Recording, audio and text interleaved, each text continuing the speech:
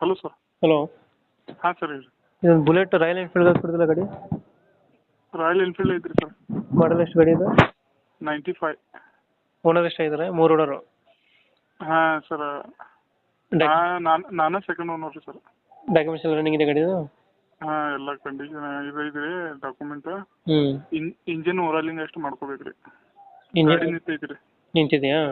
ಹಾಂ ನಿಂತ ಐತ್ರಿ ಗಾಡಿ. ಇವಾಗ ರನ್ನಿಂಗ್ ಇಲ್ಲ? ಹಾಂ ಈಗ ರನ್ನಿಂಗ್ ಇಲ್ರಿ, ನಿಂತೈತಿ. ಹ್ಞೂ.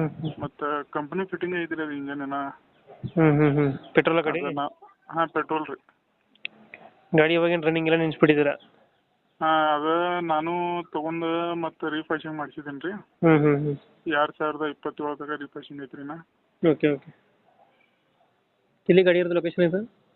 ಇದು ಅತನಿ ಕರ್ನಾಟಕ ರೀ. ಅತನಿ ಕರ್ನಾಟಕ. ಎಷ್ಟು ಹೇಳ್ತೀರಿ ಗಾಡಿಗೆ ರೇಟು? ಗಾಡಿಗೆ